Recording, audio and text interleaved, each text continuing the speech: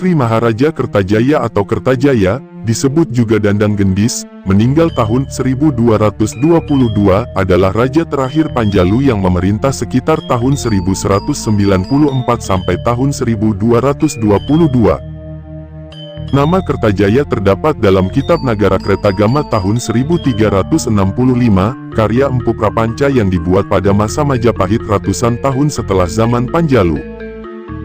Bukti sejarah keberadaan tokoh Kertajaya adalah dengan ditemukannya Prasasti Sapu Angin tahun 1190, Prasasti Galunggung tahun 1194, Prasasti Kamulan tahun 1194, Prasasti Palah tahun 1197, Prasasti Biri, dan Prasasti Lawadan tahun 1205.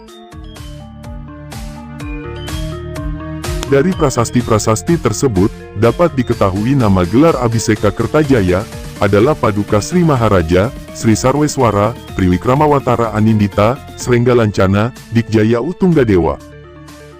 Dalam Pararaton Maharaja Kertajaya disebut dengan nama Prabu Dandang Gendis. Dikisahkan di akhir masa pemerintahannya kestabilan kerajaan Panjalu mulai menurun. Kondisi ini karena sang raja bermaksud untuk mengurangi hak-hak kaum Brahmana.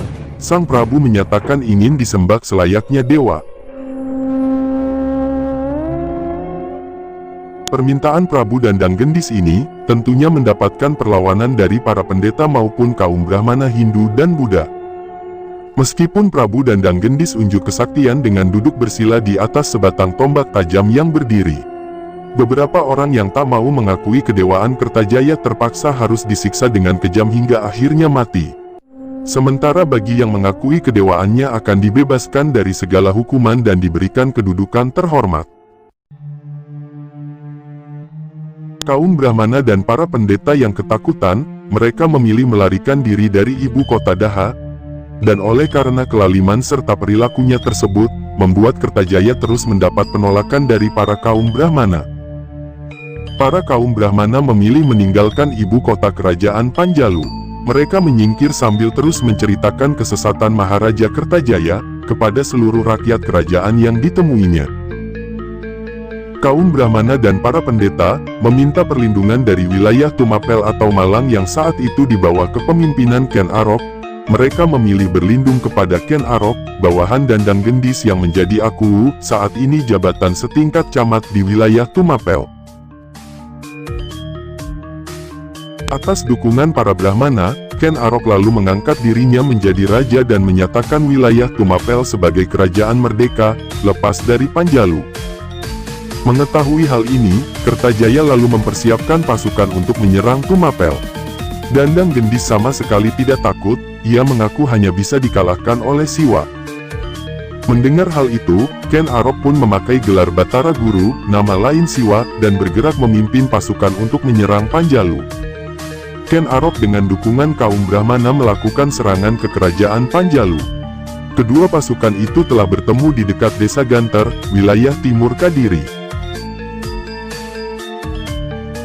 Perang antara Tumapel dan Panjalu terjadi begitu sengit di dekat wilayah desa Ganter.